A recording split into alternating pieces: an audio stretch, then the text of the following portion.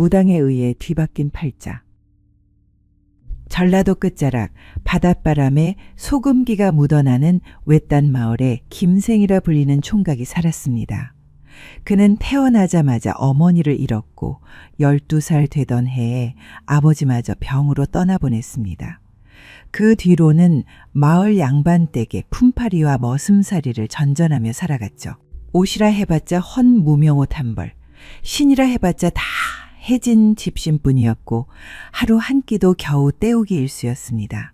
마을 어귀의 아이들이 그를 놀릴 때면 그는 말없이 웃었고 어른들이 하대해도 고개만 끄덕였기에 사람들은 그를 조용한 김생이라 불렀습니다. 그는 말이 적었고 바라는 것도 없었습니다. 동냥으로 연명하는 거지에게는 미움을 나누었고 비 오는 날이면 늙은 노파의 짐을 대신 들어주었지만 그것조차 별 의미를 두지 않았습니다. 그냥 제 마음 내키는 대로 살아갈 뿐이었습니다. 그리하여 뒷산에서 약초를 캐던 노파가 이따금 그를 지켜보며 중얼거리곤 했습니다. 저 아이는 행색과는 다르게 마음에 때가 없어. 사는 게 참 허우롭구먼. 바람처럼 왔다 바람처럼 가겠지. 그러던 어느 봄날 장터였습니다. 해가 기울 무렵 사람들로 북적이는 장터 안쪽에서 허리가 거의 반쯤 접힌 노무당 하나가 김생의 앞을 가로막으며 말했습니다. 내 복은 이 나라에는 없어. 아무리 찾아도 없어. 그러니 더 늙어서 못 움직이기 전에 바다를 건너야만 할 것이야. 그곳에 가야지만 비로소 내 운이 피니까 말이야. 그러더니 그녀는 조용히 품 안에서 누렇게 바랜 삼배에 쌓인 무언가를 꺼내 보였습니다. 그것은 오래된 부적과 염주 그리고 뼈조각 같은 것이 함께 묶인 작은 주머니였죠. 한데 그 복을 그냥 얻나? 그저 얻으려는 것 자체가 도둑놈 심보지. 그러니까 응당 얻으려면 그에 상응하는 값을 치러야 하는 법이야. 그리고 그것을 얻으려면 이 물건들이 필요할 걸세. 귀물의 기운을 흐트리고 사람의 숨결을 붙들어두는 물건이지. 보통 사람에게는 쓸데없지만 자네에겐 반드시 필요할 거야. 김생은 의아한 눈빛으로 물었습니다. 그걸 어찌 쓰는 겁니까? 무당은 짧게 웃으며 말했습니다. 저절로 알게 될 것이네. 허나 그냥 줄 수는 없는 법. 이건 내 스승이 남긴 마지막 물건이니 말이야. 그러니 이렇게 하는 게 어떻겠나? 자네가 이것을 단량으로 사가는 걸로 말일세. 김생은 놀라 눈을 크게 떴습니다. 단량이라면 자신이 평생 머슴살이로 모은 돈 거의 전부였기 때문이었습니다. 손가락 끝이 주머니를 망설임 없이 매만졌다가 다시 놓기를 여러 번. 결국 그는 조용히 고개를 끄덕이며 자신의 품에서 5냥을 꺼냈습니다. 참말로 이것이면 제가 복을 얻을 수 있단 말씀이십니까? 무당은 말없이 그것을 봤더니 조심스레 고개를 끄덕였습니다. 염주와 부적은 대충 사용법을 알게 될 터이니 내 말하지 않겠네. 대신 그 뼈조각은 영험하신 무학대사의 유골함에서 발견된 것으로 혀를 뚫어주기만 하면 죽어가는 사람도 되살릴 수 있는 신기한 물건이라네. 꼭 명심하길 바라네. 집으로 돌아온 그에게 하인들은 사기당했다며 멍청하게 평생 모은 돈을 삼배 주머니와 바꿔왔다며 놀렸습니다. 하지만 천성이 워낙 착한 김생은 믿지 않았습니다. 절대 그럴 리 없다 생각했죠. 이른 새벽 김생은 아무에게도 말하지 않고 조용히 짐을 쌌습니다. 그러고는 무작정 배를 타러 출발했습니다. 그날따라 바닷가엔 안개가 짙게 끼어 수평선이 보이지 않았습니다. 그는 바위에 앉아 오래도록 바다를 바라보며 중얼거렸습니다. 진짜 내 복이 저기 있는 것일까? 마침 포구에선 어선을 손보던 사공이 김생을 보고 물었습니다. 총각, 어디 멀리 가는가 보. 예, 바다 건너 복을 찾으러 갑니다. 난데없이 복이라니? 저기 저 바다 건너면 누가 숟가락으로 복을 떠먹여준다 하던가. 김생은 쓴웃음을 지은 뒤 배에 올라탔습니다. 곧이어 배가 출발하고 거센 바람과 파도에 온몸이 흔들리는 걸 느낀 김생의 가슴은 벅차올랐습니다.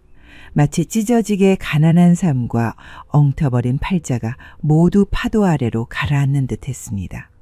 배에서 내린 뒤 며칠 길을 걸어 도착한 고을은 제법 큰 장이 서는 곳이었습니다.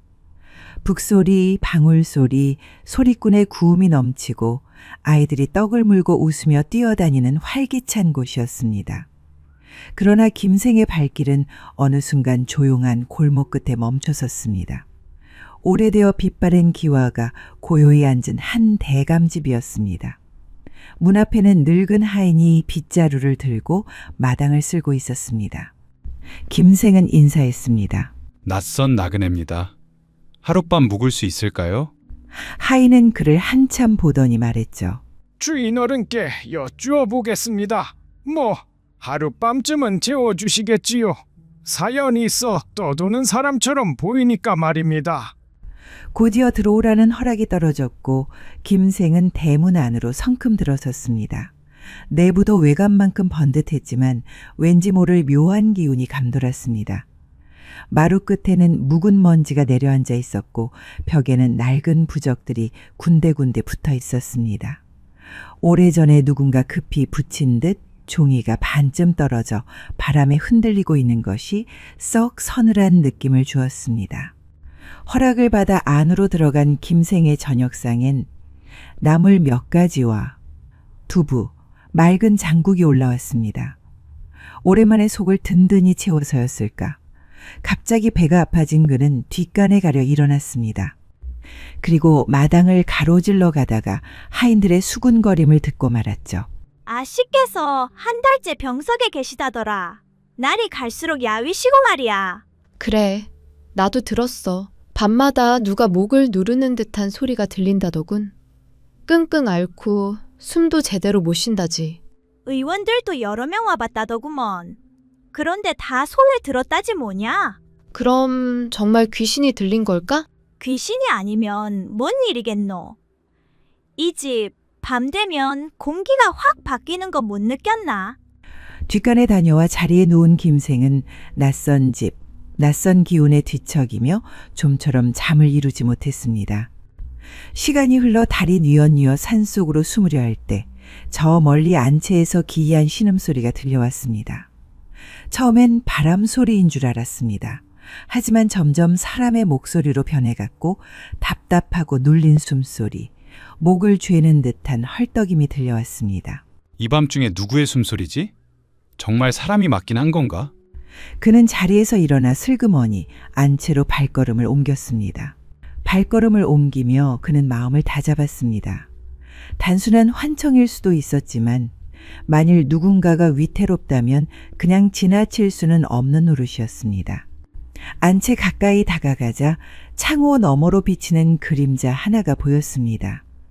여인의 모습이었습니다. 뭔가를 짓눌린 듯 허우적거리는 형체, 그리고 그 위에는 또 다른 그림자, 사람의 형체 같지만 분명히 이승의 것이 아닌 무언가가 그녀의 목을 누르고 있었습니다. 김생은 주저하지 않았습니다. 부엌으로 달려가 장작개비 하나를 집어들고 두 손으로 움켜쥔 다음 안채 문을 박차고 들어가 소리쳤습니다. 그만하시오. 무슨 정체든 사람을 해치는 짓은 용납하지 않소. 검은 그림자가 흰 살결의 고운 옷을 입은 한 여인의 목을 조르고 있는 것이 눈에 들어왔습니다. 김생은 귀신의 형체를 본 순간 무당이 건넸던 말들이 불현듯 머릿속을 스쳤고 그는 무언가에 이끌리듯 주머니에서 염주를 꺼냈습니다. 그리고 그것을 장작개비 끝에 걸치듯 묶었죠. 그러고는 있는 힘껏 귀신을 향해 휘둘렀습니다. 염주가 부딪히는 순간 귀신은 퍽 하는 소리와 함께 공중으로 튕겨오르듯 날아갔고 안채 문을 넘어 마당까지 밀려났습니다. 귀신의 형체는 흩날리는 먼지처럼 사방으로 퍼지며 사라져가는 듯 보였습니다. 김생은 곧바로 대문 문지방에 남겨둔 부적을 꺼내 붙였습니다. 마치 문지방이 그것을 기다렸다는 듯 촥 하고 달라붙었습니다. 설마 다시 나타난다고 해도 이 부적 안쪽으로는 들어올 수 없겠지. 김생은 다시 안으로 돌아와 여인의 곁으로 다가갔습니다. 그녀는 아직 의식이 없었지만 미세한 숨결이 있을 뿐이었는데 이대로 두었다가는 언제 숨을 거둘지 모를 일이었습니다. 그는 주머니에서 뼈 조각을 꺼내 들었고 무당이 당부했던 말을 곱씹었습니다. 살아있으나 숨이 끊긴 것 같을 땐 이걸로 엄지의 혀를 찌르거라 라는 말을.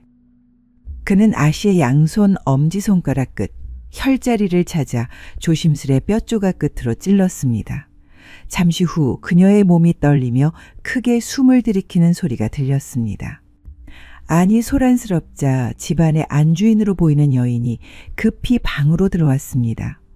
그리고 김생의 품 안에 있던 여인을 끌어안고 다급히 소리쳤습니다. 목란아, 정신을 차리거라. 제발 눈을 떠보란 말이다. 김생은 여인을 바라보며 괜찮다는 듯 천천히 말했습니다. 제가 손을 써놔서 괜찮을 겁니다. 그러니 잠시 쉬게 놔두는 게 좋을 듯합니다. 다음 날 아침 해가 동쪽 지붕을 물들이기 시작하자 대감댁의 대문이 열리고 사람들의 발걸음이 분주히 움직이기 시작했습니다. 밤새 벌어진 일을 안 이들은 김생이 마당에 나서자 놀란 눈빛으로 그를 바라보았습니다. 주인 어른은 김생을 불러 물었습니다. 자네 대체 무엇으로 저 귀신을 물리쳤는가? 김생은 말없이 품에서 삼배 주머니를 꺼내 보였습니다. 이것은 바다 건너 먼 고을의 무당에게 평생 모은 돈을 주고 구한 것이옵니다. 평생 모은 돈으로 산 귀한 물건을 내 딸을 위해 아낌없이 쓰다니 어쩜 이리 의로운 자란 말인가? 자네에게는 정말 큰 은혜를 입었네. 우리 집안의 은인인 자네에게 그 어떤 보답을 해야 할지 모르겠네. 우선은 내 집사람과 상의해서 자네의 의로움에 보답할 테니 그동안 이 집에서 편하게 쉬고 있게나. 며칠이 흘러 쓰러져 있던 목란은 점차 생기를 되찾기 시작했고 얼마 안 가 자리에서 일어날 수 있었습니다. 부모님께 자세한 자초지종을 다 들었습니다. 며칠 전 제가 죽을 뻔한 것을 선비님께서 구해주셨다고 말이죠. 당시에는 목이 졸려 정신을 잃어가고 있던 중이었는데 누군가 저를 부르는 따뜻한 소리만은 똑똑히 기억한답니다. 정체 모를 것에게 한 달간 시달려 무척이나 힘들었는데 그것을 물리친 것도 모자라 제 목숨까지 구해주시다니. 감사합니다. 정말 감사합니다. 그녀의 감사 인사에 김생은 멋쩍게 웃으며 고개를 숙였습니다. 계절이 바뀌고 김생은 대감집에서 받은 돈을 가지고 다시 고향으로 돌아왔습니다. 그리고 그 돈으로 집과 땅을 사서 농사를 짓기 시작했죠. 갑자기 없어진 것도 모자라 큰 돈을 가지고 돌아온 김생을 본 마을 사람들은 그가 어떻게 돈을 벌었는지 궁금해했습니다. 동시에 시기와 질투도 했죠. 하지만 그는 자세한 말을 하지는 않았습니다. 그저 운이 좋아서 복을 얻었다고만 말했죠. 하루는 김생이 아궁이에 땔감을 집어넣고 있을 때 문득 인기척이 느껴져 뒤를 돌아보니 자신에게 물건을 판 무당이 서 있는 것을 보고는 반갑게 맞이했습니다. 정말 오랜만에 뵙는군요. 제가 남의 집 머슴을 살다가 제 집과 땅을 갖게 된 것은 모두 어르신 덕택입니다. 그 물건이 없었다면 전 누군가를 살릴 수도 이 집과 땅을 가질 수도 없었을 것입니다. 한데 한 가지 궁금한 것이 있습니다. 그날 밤 제가 마주한 그 귀신은 대체 무엇이었습니까? 무당은 잠시 눈을 감고 연기 속을 바라보다가 말했습니다. 그 검은 것은 집에서 죽은 여인이니라 본처도 첩도 아니었던 대감의 아이를 가졌으나 버림받고 생을 마감한 비운의 여인 말이지. 그리하여 앙심을 품고 그 집안의 자손을 죽이려고 한 것이었느니라. 뭐 자업자득이지만 내 녀석 때문에 화를 면하게 된 것이지. 그나저나 내가 오늘 이 집에 들린 것은 내게 잠시 맡긴 주머니를 다시 찾아가기 위함이니라. 제게 판 것이 아니었습니까? 그건 맞다만 이제는 내 녀석에게는 필요 없지 않느냐. 내가 그것을 돌려줘야지만 내가 너와 같은 처지를 가진 다른 이에게 또 팔 수 있는 것 아니겠느냐? 그것도 그렇군요. 부디 착한 마음을 갖고 있는 사람에게 돌아갔으면 합니다. 김생은 무당에게 주머니를 조용히 건네주었습니다. 그녀는 받자마자 품에 넣은 뒤 짧은 인사말을 남기고 바람처럼 사라졌죠. 김생은 그녀의 뒷모습을 보고 비로소 마음의 짐을 내려놓은 듯한 표정을 지었습니다. 이상 야담설어였습니다. 구독과 좋아요는 사랑입니다. 감사합니다. 똥 퍼서 부자 된 사내. 한양에서 남쪽으로 200리, 바다와 산이 맞닿은 물골진 고을이 있었습니다. 그 고을의 이름은 바람골. 봄이면 갯벌에 갈매기가 내려앉고 가을이면 들판이 누렇게 익어 바람 따라 파도처럼 출렁이는 곳이었습니다. 바람골 장터 끝 개울 옆 초가에 박돌쇠라는 청년이 살았습니다. 돌쇠의 집에서는 새벽마다 같은 소리가 났습니다.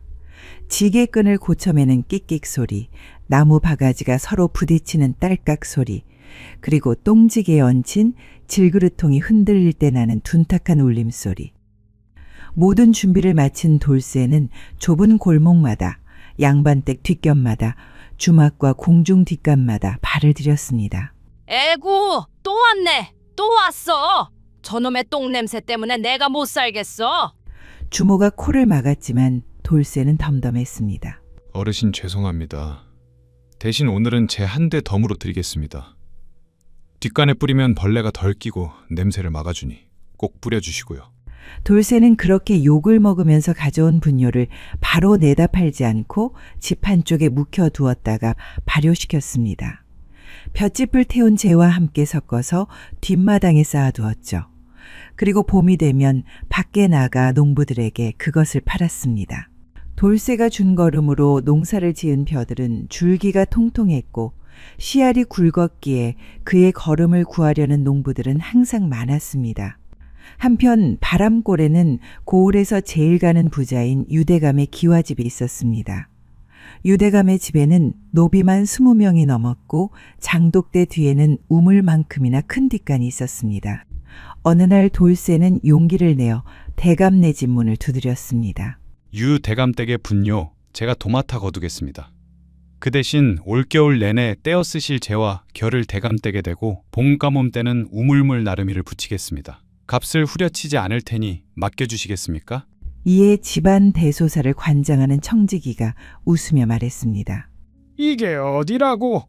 우리 뒷간이 너희처럼 천한 것들 마음대로 드나드는 곳인 줄 아느냐? 돌쇠는 고개를 숙이며 말을 이었습니다. 분명 저는 천한 놈이지만 똥에는 천한 것, 귀한 것이 없지 않습니까? 똥으로 썩어가거나 거름이 되어 밭에 뿌려지거나 하는 두 가지의 방식만 있을 뿐이지요. 그 후로 며칠 뒤 뜻밖에도 유대감이 직접 돌쇠를 불렀습니다. 들어라. 이 집 뒷간 네가 거두도록 해라. 하지만 분명히 말하건대 고을에 해가 되는 일이 없어야 할 것이다. 냄새를 줄이고 벌레를 줄이고 혹시라도 이웃집에 똥물을 튀기거나 하는 일은 없어야 하느니라. 그리고 매 봄마다 내가 가지고 있는 땅에 걸음을 대주는 조건이니라.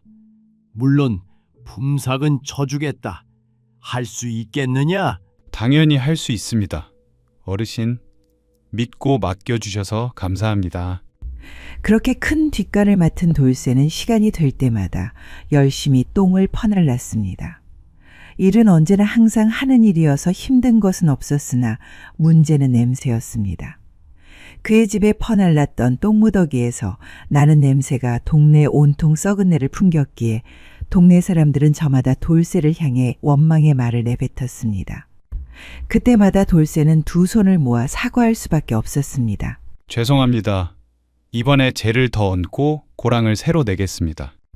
그는 비가 오면 거름더미에 물이 흘러 들어가지 않게 지붕처럼 볏짚을 엮어 덮었습니다. 그리고 주막 노파에게서 얻은 술찌개미를 한 바가지씩 부어 냄새를 덮으려고 노력했죠.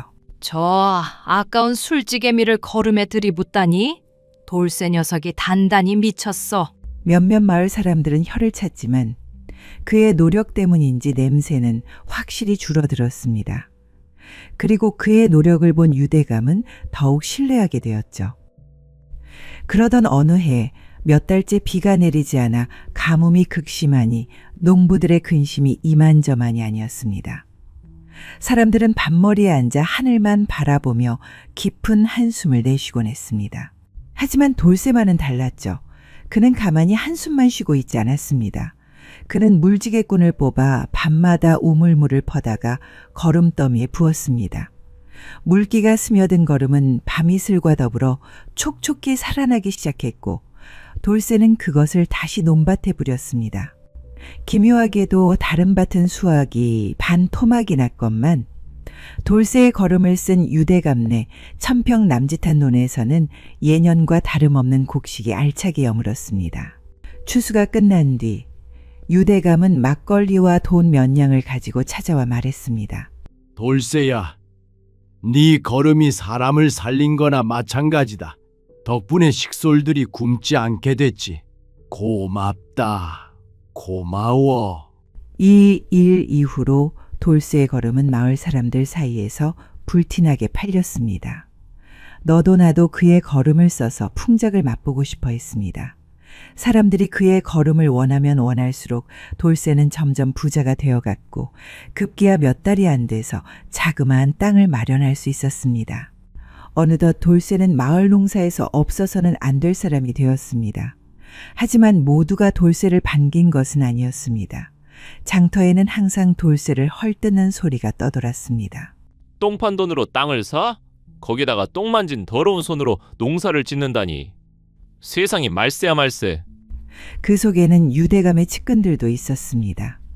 유대감은 계약을 지켰지만 그의 집안 사람들 중에는 돌쇠를 눈엣 가시로 여기는 사람들도 있었습니다. 그들은 돌쇠를 몰아내고 싶어 했고 밤중에 그의 거름더미에 불을 지르는 등의 악행을 저지르는 자도 있었습니다. 한밤중에 연기가 하늘로 솟았고 분뇨가 타는 비린내가 고을을 지나 바닷가까지 퍼졌을 때 돌쇠는 불길 앞에서 주눅 들거나 울지 않았습니다. 그는 바로 물지개꾼을 불러 함께 불을 껐습니다. 손등은 데어 물집이 잡혔고 어깨는 피멍이 들어 있었죠. 밤샌 노동으로 힘들어하고 있을 때 옆집에 사는 소녀분이가 이를 악물며 말했습니다. 아저씨, 제가 봤어요. 대감댁 머슴 둘이 밤에. 돌쇠는 고개를 저으며 말했습니다. 못 본 걸로 하여라. 굳이 들춰내서 좋을 건 없으니 말이다. 하지만 아저씨, 이제껏 모아놓은 걸음이 다 타버렸는데 어떻게 하실 거예요? 아무래도 혼자서 예전처럼 일할 수는 없으니 사람을 써야겠지. 그는 장터로 나가 거린 3명을 모았습니다. 그리고 그들에게 새 지게와 통을 나누어 주며 말했습니다. 이제부터 가만히 앉아 기다리며 아쉬운 소리 하는 것보다 더럽고 냄새 날지언정 열심히 땀 흘려 버는 돈으로 당당하게 사는 것이다. 알겠느냐? 거린들은 굶기지 않고 돈까지 준다는 말에 돌쇠를 따라다니며 일을 익혔습니다. 하지만 몸에 밴 게으름을 없애기는 힘든 법.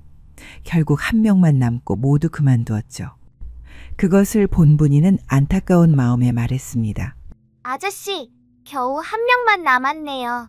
그러게나 말이다. 그나저나 분이야. 너는 오늘부터 여기서 장부를 맡거라. 네? 제가요? 너는 글을 알고 글씨도 반듯하니 큰 도움이 될 것이다. 돈은 섭섭지 않게 쳐줄 테니 도와줬으면 좋겠구나. 그날부터 분이는 돌쇠와 같이 일하게 되었습니다. 그러면서 돌쇠의 점과 선 표기가 정식 숫자로 바뀌었습니다. 더 알아보기 편해졌고 계산하기 쉬워졌죠. 그 후로 몇 해가 더 흘렀습니다. 돌쇠의 일은 날이 갈수록 번창하여 초가집은 어느덧 기와집으로 바뀌었으나 장독대 옆에는 여전히 낡은 지게가 세워져 있었습니다. 번듯한 옷차림을 했어도 그는 언제나 소매를 걷고 앞장서 일했으며 걸음더미 앞에서 주저하는 법이 없었습니다. 그의 걸음을 쓰기 시작한 마을은 해마다 풍년을 맞이했습니다. 논밭마다 알곡이 차곡차곡 쌓이니 굶는 이가 줄고 살림살이가 날로 나아졌습니다. 그러나 풍년이 이어지자 관아의 관리들이 곧 욕심을 내었습니다. 걸음 덕에 수확이 늘었으니 새도 그만큼 늘려야 하지 않겠소. 회의 끝에 그들은 세금을 올리기로 했고 이 소식은 순식간에 온 마을에 퍼졌습니다. 농부들은 분노했습니다. 풍년이라 하나 밤 낮으로 일한 우리들의 품이 들어있지 않은가? 세를 올린다면 다시 굶을 수밖에 없어. 마을 사람들은 335 관아 앞마당에 모여들었고 웅성거림은 곧 원망의 함성으로 바뀌었습니다. 돌쇠 또한 마음이 무거웠습니다. 그는 이 사태를 진정시킬 수 있는 유대감을 찾아갔습니다. 어르신, 백성들이 피땀 흘려 얻은 곡식을 관리들이 탐하고 있습니다. 대감의 힘을 빌려주십시오. 유대감은 묵묵히 그의 말을 들더니 눈을 가늘게 뜨고는 고개를 끄덕였습니다. 풍년이라고 관리들이 새를 더 걷겠다면 그건 탐욕일 뿐이다.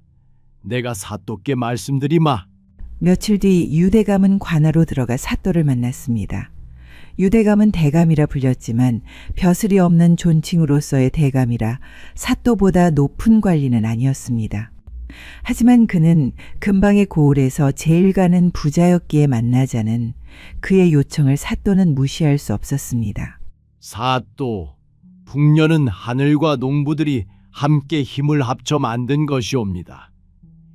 이를 핑계 삼아 세를 올리면 민심이 떠나고 고을이 어지러워질 것입니다. 이미 백성들이 분연히 일어나고 있사온데 만약 이를 누르려 하신다면 사또께서도 곤란을 겪으실 것은 자명한 사실입니다. 사또는 깊은 고민 끝에 한숨을 내쉬며 말했습니다. 가만 들어보니 유대감님의 말이 옳은 것 같소. 내 다시 관리들을 설득하여 예전 세율로 징수하도록 하겠소. 그리하여 관아의 욕심은 꺾이고 마을은 다시 평안해졌습니다. 풍년은 해마다 이어졌고 돌쇠가 만든 걸음은 온 고을에서 귀하게 쓰였습니다.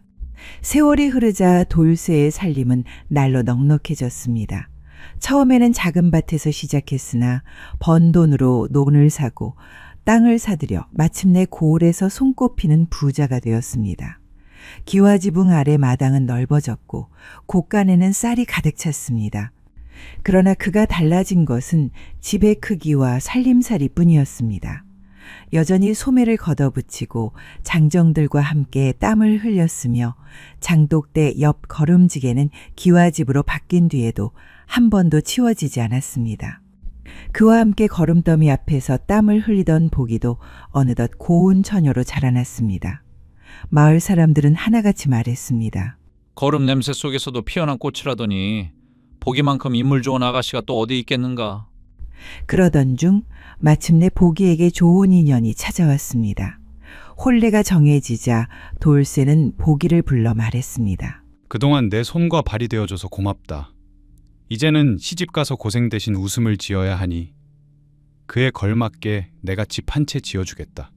그리하여 돌쇠는 자신의 땅 한쪽에 기와를 얹은 새 집을 지어 보기에게 내주었습니다.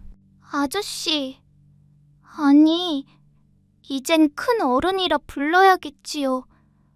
저를 친딸처럼 보살펴 주셨는데 어찌 이 은혜를 다 갚을 수 있을까요? 돌쇠는 웃으며 말했습니다. 은혜는 무슨 은혜냐? 내가 있어 내 어깨가 덜 무거웠다. 잘 살아라. 내 웃음이 내 보람이니라. 그날 마을 사람들은 풍악을 울리며 보기의 혼례를 축하했고 신랑 신부가 새 집으로 들어서자 모두가 박수를 쳤습니다. 돌쇠는 그 광경을 보며 땀과 걸음으로 쌓아 올린 세월이 헛되지 않았음을 깨달았습니다. 그리하여 돌쇠는 땅과 곡식뿐 아니라 사람의 인연과 웃음까지 거둔 부자로서 세월을 살아갔습니다. 그의 이름은 단순히 걸음장수의 이름이 아니라 마을을 일으키고 사람을 살린 이름으로 오래도록 전해지게 되었다고 합니다. 이상 야담설화였습니다. 구독과 좋아요는 사랑입니다. 감사합니다. 떨어진 돈 주었다가 곤욕을 치룬 사내. 장돌이는 29살의 사내였습니다. 풀무골 마을 끝자락 허름한 초가집에 홀어머니와 어린 조카 둘을 부양하며 살았죠. 아버지는 일찍 세상을 떴고 형은 군역을 나갔다가 병에 걸려 죽었습니다. 형이 죽었다는 소식을 들은 형수 역시 시름시름 앓다가 운명을 달리하고 말았습니다. 그 이후로 그는 몸이 편찮으신 어머니와 배를 고른 두 조카를 돌보며 살았습니다. 하지만 배운 것과 가진 것이 없었기에 장돌이네 네 식구는 밥 먹듯이 굶는 게 일상이었습니다. 겨울바람이 매섭게 몰아치자 집안 사정은 더욱 참담해졌습니다. 지난해 거둔 쌀은 진작 바닥나 버렸고 봄에 뿌릴 요량으로 애써 남겨두었던 벽시마저 끝내 굶주림을 이기지 못해 다 먹어치운 지 오래였습니다. 이제 집안엔 한 톨의 곡식조차도 남아있지 않았습니다. 어머니는 자리에 누운 채 헛기침을 내뱉고는 말을 이었습니다. 장돌아, 오늘은 꼭 뭐라도 구해와야 한다. 너나 나는 참을 수 있지만 저 어린 조카들은 더는 못 버틸 거다. 예, 어머니. 오늘은 반드시 끼니를 때울 뭐라도 구해오겠습니다. 확신에 찬 대답과는 다르게 그의 발걸음은 무겁기만 했습니다. 먹을 것을 구할 뾰족한 방도가 떠오르지 않았기 때문이었습니다. 결국 장도리는 옆마을에 사는 외삼촌네 가서 곡식을 빌려와야겠다 마음먹었습니다. 그는 달아해진 집신을 꿰어 신고 집을 나섰습니다. 겨울 들녘은 얼어붙어 메말랐고 갈라진 논바닥은 마치 깊은 상처처럼 벌어져 있었습니다. 저번에 빌린 돈도 못 갚아서 외삼촌께서 곱게 보시진 않을 텐데. 그래도 사정하면 감자라도 빌려주시겠지. 장도리는 속으로 중얼거리며 발걸음을 재촉했고 언덕을 내려가 오래된 버드나무가 서 있는 사거리에 도착했습니다. 그때 사거리 한 귀퉁이에 고이 접혀 있는 노란색 종이 하나가 장도리의 눈에 들어왔습니다. 그는 고개를 갸웃거리며 허리를 숙여 그것을 집어 펴보았습니다. 그 안에는 은은한 빛을 내뿜는 은자 한 양이 들어 있었죠. 이렇게나 큰 돈이 어찌 이 구석에 버려져 있었지? 혹시 하늘이 내 처지를 불쌍히 여겨 내려주신 건가? 아니, 아무렴 어때? 이것만 있으면 당분간 우리 네 식구가 굶지 않고 살 수 있어. 그는 두리번거리더니 은자 한 양을 품속에 넣었습니다. 그러고는 발걸음을 재촉하여 옆마을 외삼촌 댁으로 갔죠. 그는 인기척을 내며 안으로 들어갔습니다. 삼촌, 조카들이 며칠째 죽도 제대로 못 먹고 있습니다. 어머니도 몸이 편찮으세요. 미음이라도 드려야 빨리 쾌차하실 텐데 말이죠. 그러니 삼촌, 곡식이든 돈이든 조금만 빌려주시면 안 될까요? 내년 봄에 농사지어 반드시 갚겠습니다. 외삼촌은 장도리를 위아래로 훑어보더니 이내에 고개를 저었습니다. 나도 흉년이라 살림이 어렵구나. 미안하지만 손을 내어줄 수는 없겠다. 그러면 어쩔 수 없죠. 이만 가보겠습니다. 장도리는 안타까운 마음에 머리 숙여 인사를 하고 돌아서려 했습니다. 그때 품속에 넣어두었던 은자가 땅바닥에 떨어졌습니다. 순간 외삼촌의 눈길이 은자 쪽으로 향했습니다. 이놈아, 돈이 없다면서 이 큰 돈은 어디서 났느냐? 이건 오는 길 사거리에서 주운 것이옵니다. 순간 외삼촌의 표정이 굳어졌습니다. 사거리에서? 혹시 며칠 전 무당이 굿을 버렸다는 그 자리 말이냐? 혹 그것이 노란색 부적에 쌓여 있었더냐? 장도리가 고개를 끄덕이자 외삼촌은 자리에서 벌떡 일어나 장도리의 팔을 움켜쥐었습니다. 이 어리석은 놈아, 이 은자는 갖고 있던 주인의 아군을 담아 길거리에 내던진 것으로 주운 사람에게 아군을 대신 떠넘기는 것이니라. 재수 없으면 귀신이 따라붙을 수도 있고, 그러니 절대 쓰지 말고 그대로 가져다가 사거리에 갖다 놓거라. 알겠느냐? 외삼촌의 말은 매섭게 울려 퍼졌으나 장도리의 손은 차마 엽전을 놓지 못했습니다. 어머니와 조카들이 굶주림에 눈만 껌뻑이는 모습이 머릿속에서 떠나지 않았기 때문이었죠. 귀신이니 재앙이니 그게 무슨 소용이냐. 말 맞다나 굶어 죽는 것보다 무서운 게 있겠나. 그는 알았다고 대답하며 신신당부하는 삼촌을 뒤로하고 집으로 향했습니다. 집으로 돌아오는 길, 장터에 들른 장도리는 줄인 배를 부여잡고 국밥집에 들어갔습니다. 주인장, 국밥 한 그릇 내어주시오. 그는 망설이다가 은자 한 양을 내밀었습니다.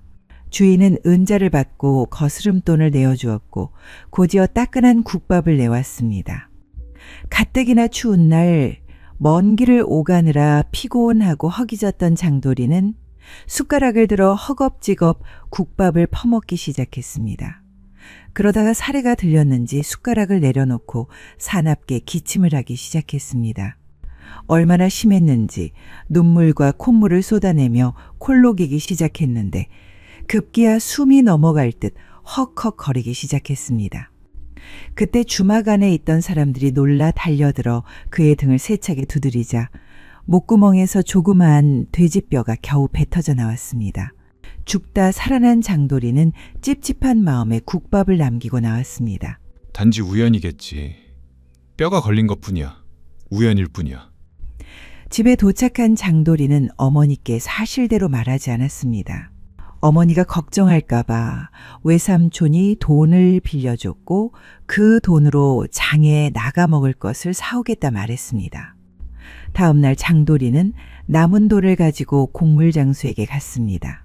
그는 80리프로 보리쌀 반 가마를 사가지고 집으로 왔습니다.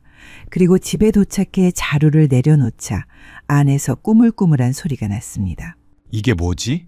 궁금해진 장도리가 급히 자루를 열어보니 순간 안에서 보리쌀 대신 검은 쥐가 우르르 쏟아져 나왔습니다.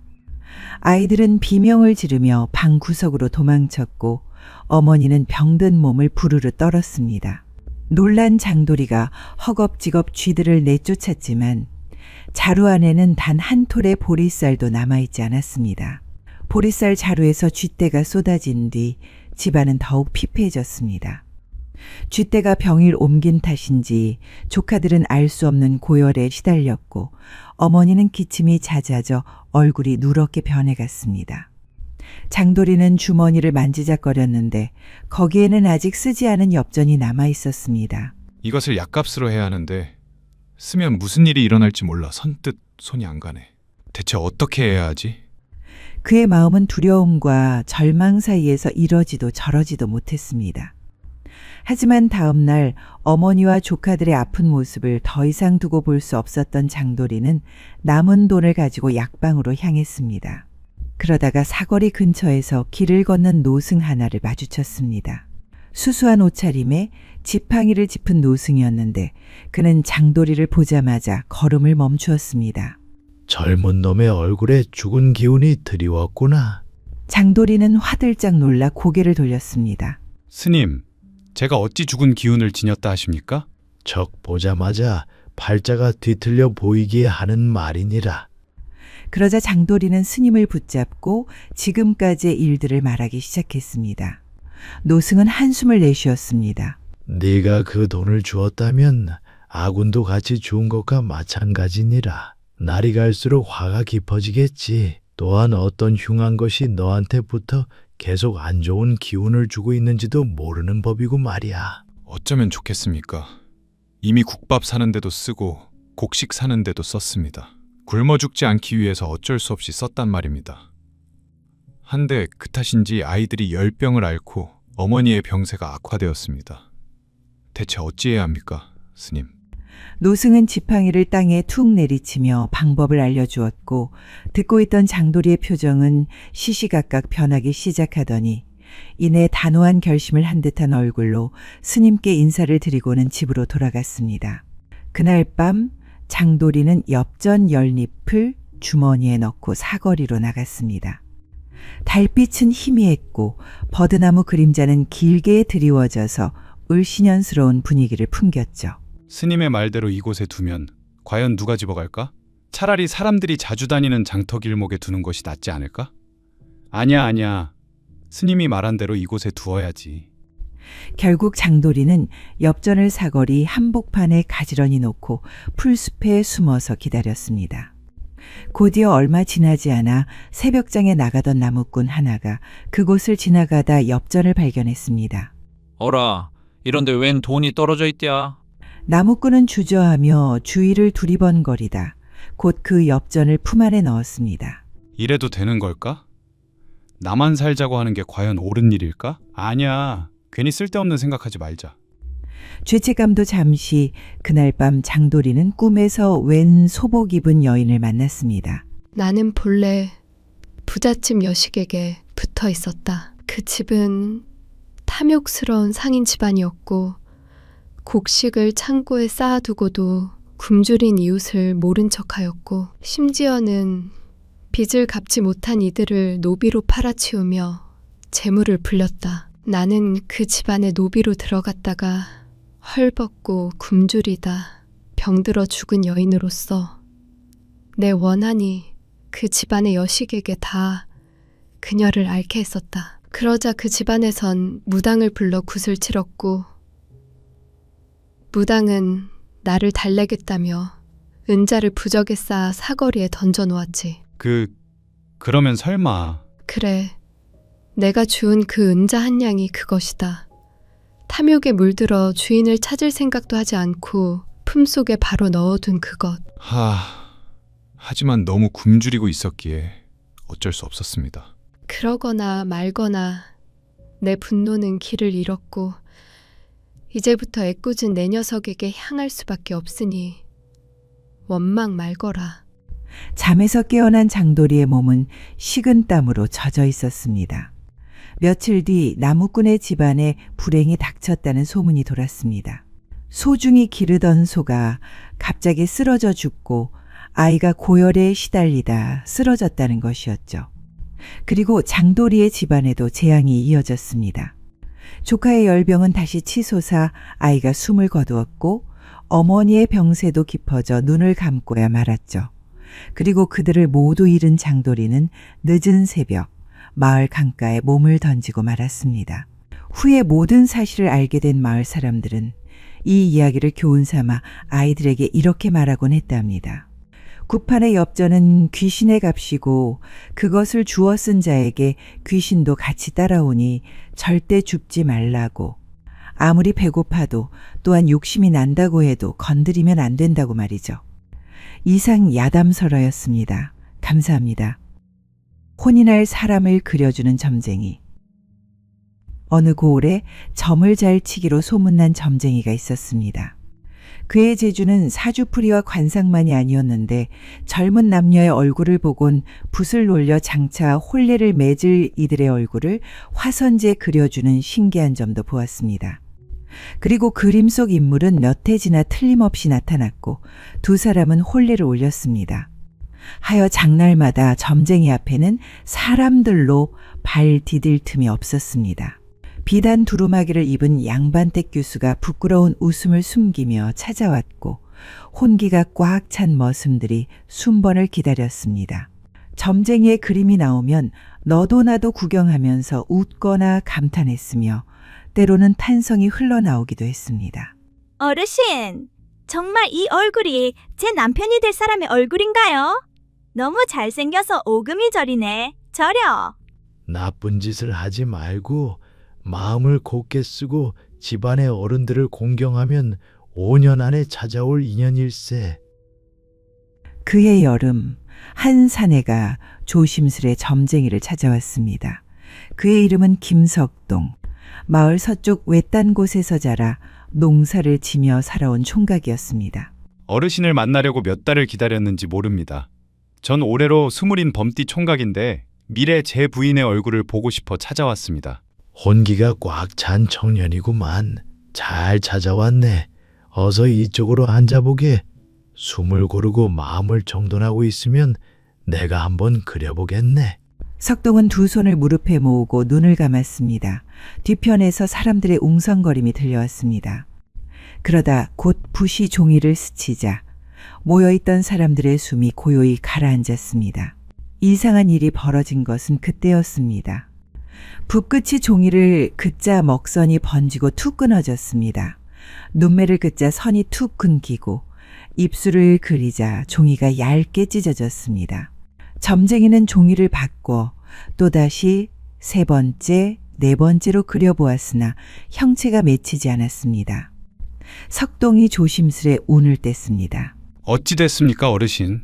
미안하네. 내 붓으로는 자네의 배필을 그릴 수가 없네. 사람들이 웅성거렸습니다. 점쟁이 또한 마찬가지였습니다.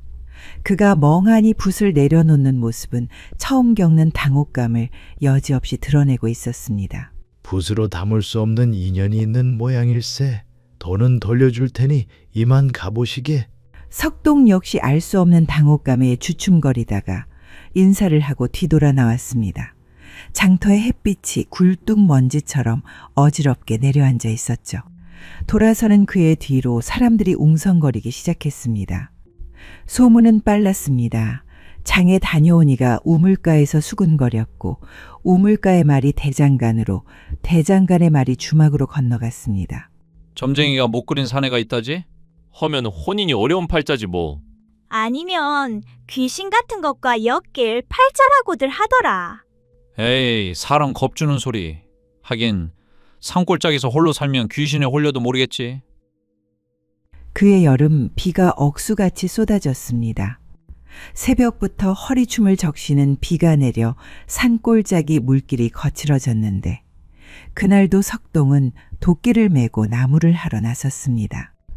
비가 잦아든 틈을 타굽은 참나무를 내리치려던 때 개울 쪽에서 사람 소리가 들려왔습니다. 살려주세요. 석동은 도끼를 내려놓고 뛰었습니다. 개울에 휩쓸려 내려가는 여인이 급류에 휘말려 떠내려가는 것이 보였습니다. 그는 망설이지 않고 물가로 내려가 손을 뻗었습니다. 내 손을 잡으시오! 여인은 마지막 힘을 내듯 손을 뻗어 석동의 손목을 붙들었습니다. 석동은 바위에 발을 걸고 온몸에 힘을 써 여인을 끌어올렸죠. 둘은 젖은 채로 물가에 쓰러졌습니다. 여인은 기침을 하면서 긴 숨을 몰아쉬었습니다. 살려주셔서 고맙습니다. 그 목소리는 비 오는 날 대숲을 스치는 소리처럼 낮고 고요했습니다. 석동은 겉옷을 벗어 건넸습니다. 이걸로 몸을 덮으십시오. 바람이 심합니다. 여인은 고개를 끄덕였습니다. 그 눈매에는 낯섦과 안도가 함께 머무른 듯 보였습니다. 댁은 어디십니까? 제가 댁까지 바래다 드리겠습니다. 사실 저는 갈 곳이 없습니다. 정처 없이 떠도는 신세랍니다. 갈 곳이 없다니. 그러면 자세한 사정은 나중에 듣기로 하고 우선 제 집에서 몸을 말리고 일어나시지요. 여인은 고개를 끄덕였고 그렇게 둘은 비냄새와 젖은 흙냄새를 따라 산길을 올랐습니다. 집으로 돌아와 석동은 장작을 더하고 솥에 죽을 올렸습니다. 아까 물가에서 기침을 세게 하셨습니다. 이내 괜찮아질 겁니다. 여인의 목소리는 거의 속삭임에 가까웠습니다. 한데 제 이름을 묻지 않으시나요? 물어도 되겠습니까? 연하라 부르면 됩니다. 연꽃의 연화? 여인은 빙긋 웃었죠. 네, 석동은 잠깐 머뭇거리다 물었습니다.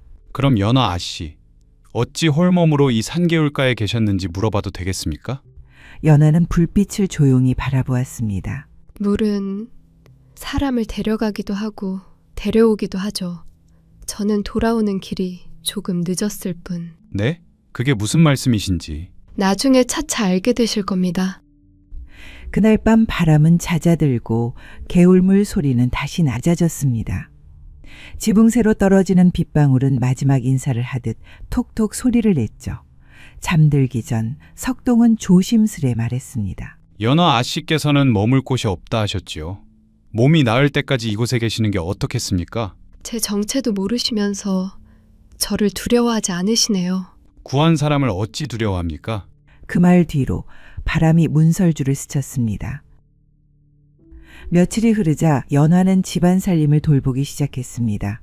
장독대에 뚜껑을 닫고 헝겊으로 창호지를 정리하고 밭고랑 끝에서 잡초를 뽑았습니다. 명망 있는 집안 자제분 같은데 이런 일을 마다하지 않으시네요. 신분의 높낮이에 따라 하는 일이 다르지는 않죠. 둘은 말수가 많지 않았지만 말과 말 사이에 흐르는 침묵이 편안했습니다. 밭에서 돌아오면 석동은 물을 길었고 연화는 불을 지폈습니다. 그리고 어둠이 오면 두 사람의 그림자가 흙벽에 나란히 붙었습니다. 며칠이 흘러 마을 장터에 다녀오는 길에서 예전에 알던 노파를 만났습니다. 석동아, 아직도 짝을 만나지 못하고 혼자 그곳에서 살고 있는겨. 석동은 미소 지었습니다. 네, 뭐 그렇죠. 아무래도 이번 생에 제 짝은 없는 것 같습니다. 에구, 말도 참.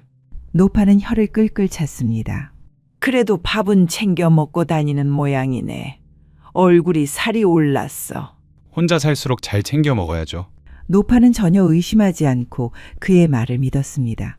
누구도 그 깊은 산속까지 올라가지 않을 뿐더러 굳이 그가 거짓말을 하고 있다고 생각지 않았기 때문이었습니다. 마을 사람들에게 석동은 여전히 호랍이었으니까요. 가을이 오자 밤하늘의 별이 선명해졌습니다. 한가위 전날 밤 달이 큰 쟁반처럼 떠오르자 연화가 말했습니다. 오늘 밤은 달이 유난히 밝네요. 음력으로 보름이니 그렇겠지요. 보름달 아래서 소원을 빌면 이루어진다고 하는 사실을 알고 계신가요? 그런 말이 있군요. 하면 연화 아씨는 달을 보고 무슨 소원을 빌었나요? 연화는 잠시 생각하다가 조용히 말했습니다. 이곳에 영원히 머물게 해달라는 소원을 빌었습니다. 석동은 연화의 눈을 똑바로 바라보았습니다. 저와 같은 마음이시군요. 눈이 내렸다 그치고 다시 장이 섰습니다. 서리발에 장터의 북어가 단단해지고 솜신을 산 아이들이 어기적거리며 걷고 있었습니다. 석동은 소금과 종이 바늘을 사러 장에 갔는데 그곳에서 오랫동안 보지 못했던 얼굴을 마주쳤습니다. 자네 참 오랜만이구만. 붓으로 미래의 연인을 그리는 점쟁이였습니다. 어르신, 그간 무탈하셨습니까? 난 여전하지. 자네 역시 안녕하신가? 그때 연화가 조용히 석동 곁에 섰습니다. 그리고 그녀를 본 점쟁이의 얼굴빛이 하얗게 바뀌었습니다. 동공이 확장되었고 손이 아주 미세하게 떨렸습니다. 결국 이렇게 됐구나. 예? 아니네. 그저 반가워서. 점쟁이는 천천히 숨을 고르며 연화에게 인사를 했습니다.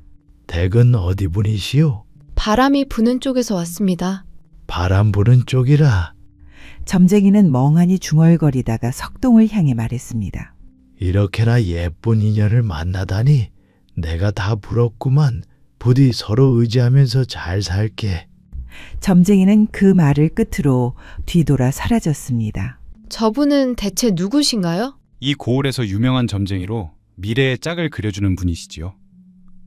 하지만 전에는 내 인연을 그려주지 못했고 그것 때문에 나를 기억하고 계시는 것 같군요. 그렇군요. 순간 연화의 얼굴이 어두워졌습니다. 장터에서 물건을 사고 집으로 돌아온 석동은 잠시 쉬려고 방바닥에 누웠습니다. 그때 연화가 인기척을 내며 들어오더니 말을 이었습니다. 전에 제가 어디에서 왔느냐고 했죠? 저도 사실은 잘 몰라요. 아주 오래전 일이기 때문이에요. 오래전 일이라고 하면 사실 저는 오래전에 이 근처에서 발을 헛디뎠어요. 누구도 제가 사라진 걸 기억하지 못했고 찾지도 않았죠.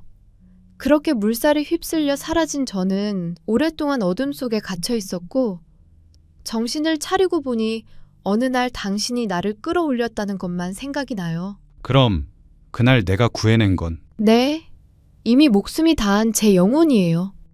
스산한 바람이 문틈 사이로 불어오는 것 같았습니다. 석동은 한동안 말이 없었습니다. 그러다 입을 열었죠. 난 당신을 사람으로 알고 사람으로 보고 있어요. 숨 쉬고 웃고 밥을 먹고 나와 같은 잠을 자는 사람으로서 말이죠. 그리고 그것들을 같이 하는데 어찌 죽은 사람이라고 하십니까? 연화는 그제야 고개를 들었습니다. 그래서 하늘로 가지 않고 이곳에 머물 수 있었나 봐요. 누군가 나를 사람으로 대하고 사랑해줘서 이렇게 사람같이 살 수 있나 봐요. 그럼 앞으로도 사람으로 대하겠습니다. 내 아내로 말이죠. 연화는 손등으로 눈가를 훔쳤습니다. 다음 날 점쟁이가 산길을 올라 석동의 집을 찾았습니다. 그가 직접 산을 오르는 건 흔치 않은 일이었습니다. 기진맥진에 물을 찾는 그에게 물그릇을 가져다 준 석동이 말했습니다. 여기까지 어쩐 일이십니까? 몸이 예전 같지 않아서 오지 않으려 했지만 그래도 꼭 와야 했어. 그는 마루에 앉아 물을 한 모금 마시고 연화를 보았습니다. 그날 장에서 널 보고, 아니 너희 둘을 보고 깨달았지. 왜 내가 내 인연을 그릴 수 없었는지. 석동은 말없이 고개를 끄덕였습니다. 자네도 알다시피 나는 죽은 사람의 얼굴을 그릴 수는 없었네. 특히나 실체가 없는 영혼을 종이에 옮긴다는 것은 말이 안 되는 일이지.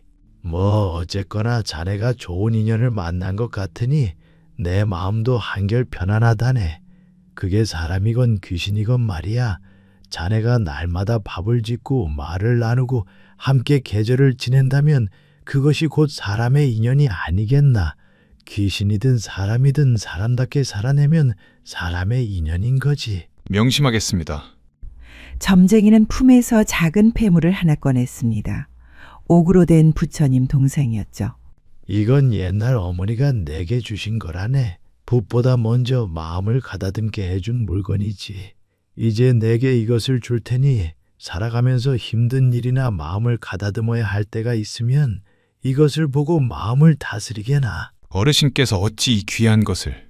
나도 이제 저물어가는 처지네. 그리고 내 생에 자네들 같은 인연을 본 적도 없고 이렇게 예쁜 인연을 본 적도 없어서 뭐라도 해주고 싶었네. 연화가 두 손으로 폐물을 받고 말했습니다. 어르신, 소중히 간직하겠습니다. 저녁도 마다하고 점쟁이는 산길을 내려가며 혼잣말처럼 중얼거렸습니다.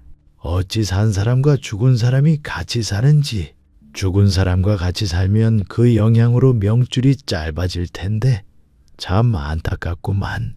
그래도 살아있는 동안 둘이 잘 살았으면 좋겠네. 해를 두어 더 넘긴 어느 봄, 점쟁이의 부고가 들려왔습니다. 장례는 조촐했는데 석동은 산 아래의 작은 사당까지 가서 향을 올렸습니다. 어르신, 고맙습니다. 당신의 말대로 저는 연화와 같이 사람답게 살아가고 있습니다. 그날 밤 석동은 방에서 조용히 울었습니다. 연화는 아무 말 없이 그의 등을 쓸어내렸죠. 울음이 잦아들자 연화가 아주 낮게 물었습니다. 당신이 만약 죽게 된다면 난 어떻게 하면 좋을까요? 만약 내가 떠나게 된다면 옥황상제님께 간청하고 또 간청하여 당신과 함께 할 수 있는 곳으로 보내달라고 하겠소. 그곳이 현생이건 하늘나라건 혹 지옥이라도 당신과 함께 하겠소. 저도 그리 하겠습니다. 약속하겠어요. 시간은 쏜살처럼 흘렀습니다. 몇 년 사이 몸이 급속도로 나빠진 석동은 매화향이 담벼락을 넘어와 방 안까지 스며드는 봄날, 연화를 불렀습니다. 저 여기 있어요. 내가 어제부터 자꾸 졸리고 기력이 없소. 잠깐 더 누워 있어요. 제가 죽을 끓여올게요. 죽은 나중에. 석동은 그녀의 손을 잡았습니다. 그날 약속 기억하오? 연화의 눈이 잠깐 흔들렸습니다. 네, 기억해요. 그럼 내가 잠깐 어디 다녀올 테니 기다려줄 수 있소? 그럼요. 얼른 다녀오세요. 곧 돌아오겠소. 그 말과 함께 그의 숨은 얕아지고 아주 고르게 아주 조용히 길어지다가 새소리와 개울물 소리 사이로 스르르 사라져 버렸습니다. 한동안 연화는 그의 손을 놓지 않았습니다. 그렇게 잠시 시간이 흐른 뒤 연화는 속삭였습니다. 꼭 돌아오세요. 시간이 흘러 사람들은 한동안 석동의 이야기를 입에 올렸습니다. 산골 움막에서 홀로 살던 총각이 있었는데 이상하게도 그 집엔 언제나 두 사람의 기척이 느껴졌다고 하는 이야기였죠. 밤마다 창호지에 들이온 그림자는 늘 둘이었고 장독대 사이에서 오가는 웃음소리를 들었다는 사람도 있었습니다. 들리는 소문에는 귀신과 맺어진 인연이라던데 어떻게 그럴 수 있지? 무섭지도 않나? 귀신이든 사람이든 함께 울고 웃고 밥을 나누고 계절을 건넌다면 정이 들지 않겠나. 그것이 곧 인연이지 뭐. 세월이 흘러 석동의 움막터에는 들꽃이 피었습니다. 흰꽃, 분홍꽃, 그리고 연꽃잎처럼 넓게 퍼지는 풀잎이 해마다 자리를 채웠습니다. 어느 봄날 누군가는 그곳에서 안개가 피어오르는 것을 보았다고 했습니다. 해가 떠오르기 직전 아주 잠시 안개 속에 두 사람이 나란히 서 있는 듯한 그림자가 집에서 나와 산으로 사라졌다 말했죠. 그리고 그 집 안에는 옥으로 된 부처님 동상만이 남아있다 말했습니다. 이상 야담설화였습니다. 구독과 좋아요는 사랑입니다. 감사합니다.